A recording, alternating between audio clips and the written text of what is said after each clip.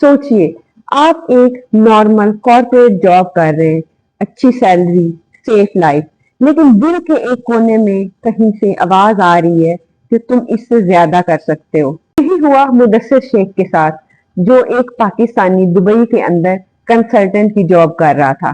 फिर एक छोटे से आइडिया ने उसकी जिंदगी बदल के रख दी और एक छोटा सा आइडिया $1 मिलियन की कंपनी बन गया। फिर एक छोटे से आइडिया ने उसकी जिंदगी बदल दी और मिडिल ईस्ट का $1 बिलियन स्टार्टअप बन गया। कहानी कुछ इस तरह से स्टार्ट हुई। 2012 का साल था जब मुदस्सिर अपने एक दोस्त मैग्नस के साथ एक कॉफी की शॉप पे बैठा हुआ था। मैग्नस अपने कुछ लाइफ इश्यूज से गुजर रहा था, जिसने उन्हें जिंदगी का एक नया प्रोस्पेक्टिव दिया।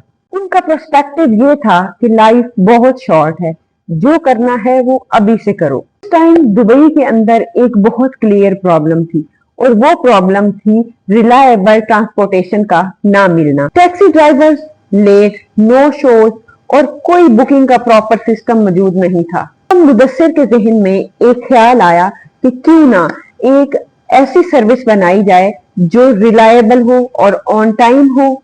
आइडिया सिंपल सा था, लेकिन जितना सिंपल आइडिया था उसकी एग्जीक्यूशन उतनी ही मुश्किल थी।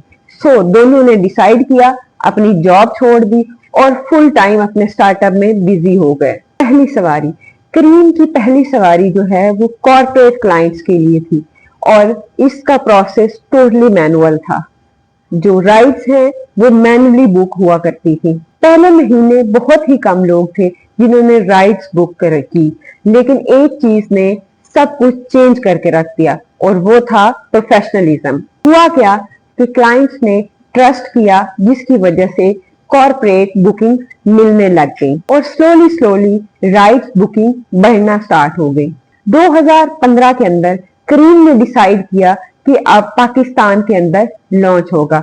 उस लॉन्च के पीछे रीजन ये थी कि पाकिस्तान की यूथ पॉपुलेशन बहुत ज्यादा हाई है, पब्लिक ट्रांसपोर्टेशन का बहुत ज्यादा इशू है, कोई प्रॉपर सिस्टम नहीं है और मोबाइल पेनिट्रेशन बढ़ रही है।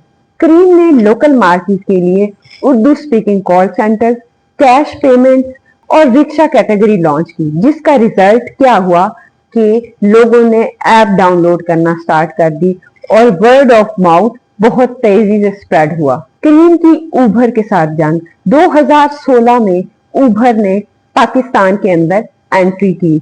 मैसिव मार्केटिंग कैंपेन, लो चार्जेस, सो जो कंपटीशन था वो मार्केट के अंदर काफी ज्यादा इंटेंसिव हो गया। तो करीम ने डिसाइड किया कि हम प्राइस कंपटीशन में नहीं जाएंगे, हम लोकलाइजेशन से मार देंगे। फिर करीम ने फ्लेक्सिबल व्हीकल टाइप्स इंट्रोड्यूस करवाए, अपने फीमेल कैप्टन इंट्रोड्यूस कराए, कैप्टन को इंसेंटिव्स दिए। इस स्ट्रेटजी ने करीम को उबर के सामने लाकर खड़ा कर दिया। 2019 के अंदर एक न्यूज आई कि उबर ने करीम को $3.1 बिलियन में एक्वायर कर लिया है, तो मिडिल ईस्ट का पहला यूनिकॉर्न बन गया।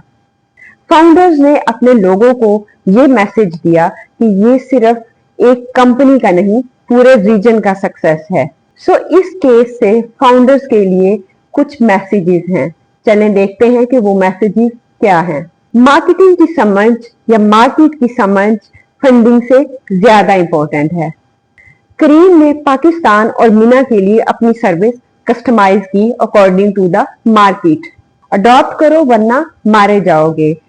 डिमांड के अकॉर्डिंग कार, रिक्शा, बाइक जो उस टाइम डिमांड थी वो लॉन्च किए गए। टीम कल्चर बना। क्रीमेटाइज ने अपने एम्प्लॉइज को और कस्टमर्स को फैमिली की तरह ट्रीट किया।